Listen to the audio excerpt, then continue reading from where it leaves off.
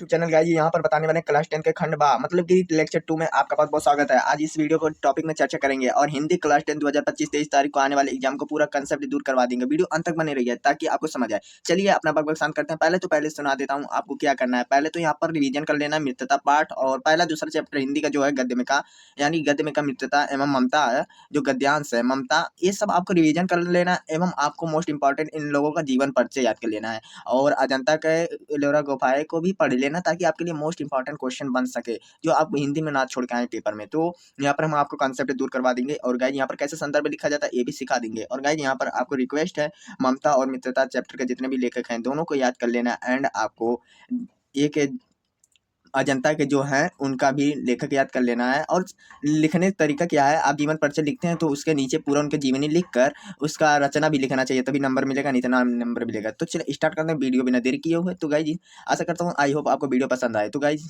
Last तक बने रहिए। यहाँ पर देखिए यहाँ पर आपको पहचान लेना ही चाहिए कैसे लिखा है। यहाँ पर गद्यांश आधारित 3 प्रश्नों को उत्तर दीजिए। यहाँ पर 3 प्रश्न दिया है, इसका उत्तर देना आपको पता ही होगा, आप पढ़े लिखे होंगे यानी कि। चलिए स्टार्ट करते हैं। यहाँ पर दिया है कि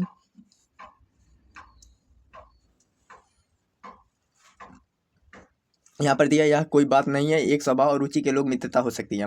समाज में विभिन्न देखकर लोग एक दूसरे के आकर्षित जो गुण में हमेशा नहीं होते, गुण जो हमेशा नहीं है। हम चाहते हैं कि ऐसा मित्र मिले जो जो जिसमें गुण हो और चिंताशील मनुष्य प्रफुल्लित साथ ढूंढता निर्बल बलि का धीर उत्साहित का उच्च आकांक्षा वाला। यहाँ पर देखिए उपयुक्त गद्यांश लिखिए और रेखांकित सिर्फ आपको जहाँ तक यहाँ तक लिखना है, यहाँ तक आपको लिखना है और यहाँ से यहाँ तक लिखना है। इसका अर्थ तो आपको पूरा लिखने की जरूरत नहीं है, वहाँ पर जितना दिया रहेगा रेखांकित किया रहेगा उसका करना है। जैसे कि यहाँ पर कैसे गद्यांश लिखेंगे, पहले तो संदर्भ डाल देंगे। संदर्भ डालने के बाद अभी आपको पीडीएफ इसके ऊपर डाल दूंगा। संदर्भ कैसे लिखना है, प्रस्तुत पद्यांश हमारी पाठ्य पुस्तक, चलिए दिखा दे रहे हैं कैसे लिखना है।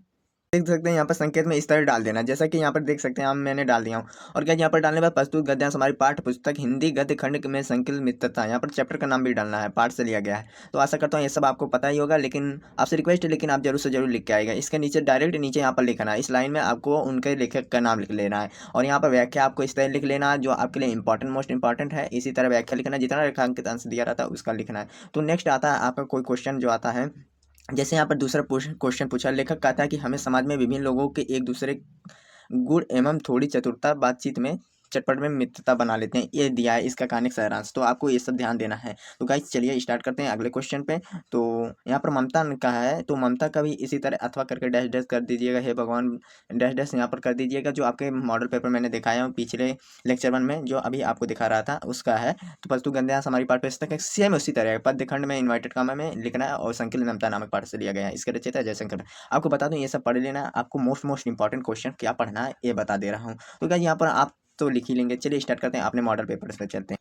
देखिएगा यहाँ पर मैंने तो कहा था ये भगवान के लिए, यहाँ पर ये जानते हैं ममता नामक पाठ से आपको वहाँ पर दिखाई दिया रहा होगा, मैंने वहाँ पर देख लीजिए आपको कैसे लिखना है कैसे नहीं लिखना है। आपको चैप्टर का नाम याद कर लेना है और किसने लिखा है इसका भी नाम लिख लेना, याद रख लेना, तो ताकि आपको भी इंपॉर्टेंट अच्छे से याद हो जाए पेपर में, ताकि भूल ना सकें। तो गाइस यहाँ पर आ जाते हैं अपने पद्य में। पद्यांश में आपको देखिए ट्रिक बता दूं, अगर सूरदास को आता है तो सूरदास अगर जी का आता है तो अगर उनका किसी न किसी चीज में मिल ही जाता, चरण कमल बंधु हरि राय जाकी कृपा पग गिर लांगे भैरव को सुनगुनी बोले रंग चले सिर छत धराई सूरदास स्वामी। यहाँ पर देखिए यहाँ पर सूरदास आ जा रहा है, तो आपको बहुत अच्छे तरीके से अगर इनका कोई पद्य पद्यांश आ जाए तो ये ट्रिक है, इनके कोई ना कोई अथुआ में सूर या सूरदास आ जाता है। तो सूरदास के कैसे लिखना है, संदर्भ सिर्फ जैसे हमने पद्यांश वाले बताए गद्यांश का बताए उसी तरह पद्यांश का भी करना है। यहाँ पर आपको ट्रिक बता दे रहा हूँ, जैसे कि सूरदास ध्यान देना है और सूरदास के जैसे हुआ ये, जैसे आपको सुनी सुंदर बहन सुंदर में सयानी जान की भली। आपको देखिए मोस्ट इंपॉर्टेंट सबसे ज़्यादा हमको लगता है सूरदास का है,